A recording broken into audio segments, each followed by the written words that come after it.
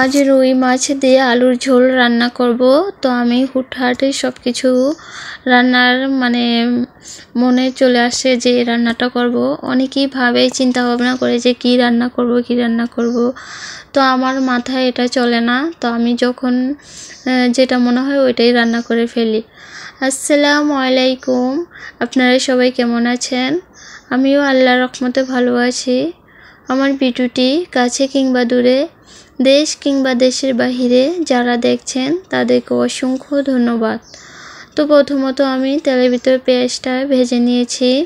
পরিমাণ মতো পানি দিয়ে 1 চামচ হলুদ গুঁড়া দিয়েছি, আর 1.5 চামচ মরিচের গুঁড়া, স্বাদ মতো লবণ, আর 1 চামচ আদা বাটা রসুন বাটা দিয়ে মশলাটা ভালোভাবে কষিয়ে নিচ্ছি।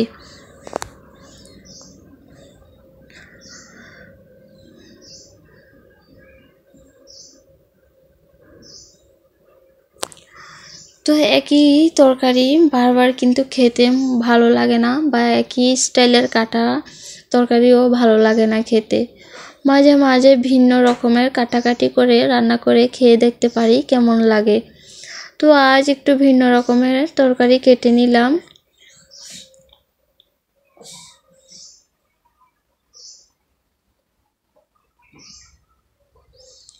তো ভালোভাবে আলুটা কষিয়ে নিব।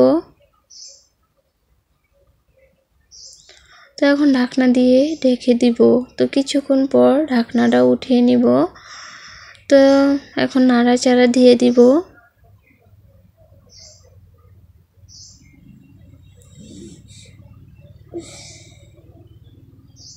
তো আজ রান্নাটা বসাতে অনেক দেরি হয়ে গিয়েছে। এখন বাজে প্রায় 11টা। তো আমি তাড়াহুড়ো করে একটু রান্নাটা করে নিচ্ছি, বাবাকে খেতে দিব।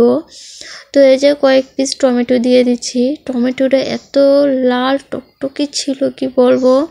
তো কয়েক পিস তো আমি এমনিই খেয়ে ফেলছি, কি বলবো, কাঁচা টমেটো তো আমার অনেক পছন্দ। তো এই যে পরিমাণ মতো ঝোল দিয়ে দিচ্ছি। কি বলুন তো, আমার শিফা মার জন্য কিছুই করতে পারি না।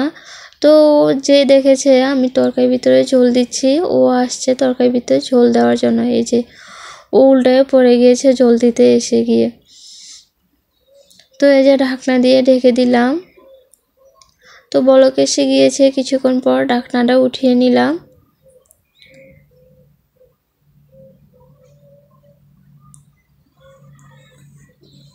তো যে মাছটা ভেজে রেখেছি ওই মাছটা দিয়ে দিচ্ছি তরকারির ভিতরে। তো আবার ঢাকনা দিয়ে ঢেকে দিব। আমার ভিডিওটি যদি ইউটিউব চ্যানেল থেকে দেখে থাকেন প্লিজ সাবস্ক্রাইব করে পাশে থাকবেন। আর পুরাতন আপু ভাইয়াদেরকে অসংখ্য ধন্যবাদ। তো শিফা মা তো আমাকে একটু একটু কাজ করেই দেয়। তো এই যে রসুন এনেছি ছেঁচার জন্য, একটা টক রান্না করব বাবার জন্য। তো আমার শিফা মা নিয়েছে ছেঁচে দেওয়ার জন্য। তো মাশাআল্লাহ আমার শিফা মার জন্য আপনারা সবাই দোয়া করবেন। তো এই যে ধনে পাতাগুলো দিয়ে দিচ্ছি, আমার তরকারিটা হয়ে গিয়েছে তার জন্য তো ধনে পাতাটা দিয়ে দিলাম। তো এই ধনে পাতার ঘ্রাণটা অনেক সুন্দর। তো এই যে তরকারিটা হয়ে গেছে, এখন নামিয়ে নিচ্ছি একটা পাতিলের ভিতরে।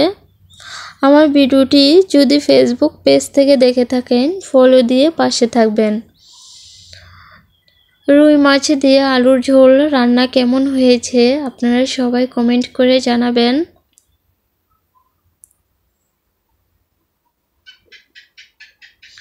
তো সব কাজ কাম করে এই যে খেতে বসে পড়লাম। আমি যখন খাচ্ছি এখন বাজতেছে 3টা। তো অনেক দেরি হয়ে গিয়েছে দুপুরে খাবারটা খেতে গিয়ে। তো এই যে শাকিলা আবার আমার জন্য শাক নিয়ে আসছে খাওয়ার জন্য। তো আমি আমাদের ঘরে বোম্বাই মরিচ ছিল, তো ওই বোম্বাই মরিচটা নিয়েছি সাথে খাওয়ার জন্য। শাক দিয়ে মরিচ খেতে কি যে মজা লাগে কি বলবো। শাকটা এত মজা ছিল কি মুখে বলে বোঝানো যাবে না। তো কিছুটা শাক আমি রেখে দিব রাত্রে খাওয়ার জন্য, এখন আর খেতে পারবো না অত শাক। তো শাক আমার এমনিতেই পছন্দ না, তো এই শাকটাতে এত মজা ছিল। তো বোম্বাই মরিচ কিছুটা নিয়ে নিলাম।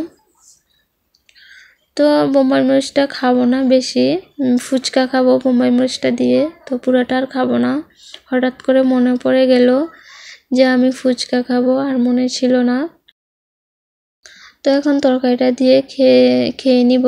তো তরকারিটা এত যেরকম সুন্দর একটা কালার এসেছে, খেতেও কিন্তু অনেক মজা লেগেছে। আজকে ভিডিও এই পর্যন্ত, আল্লাহ হাফেজ।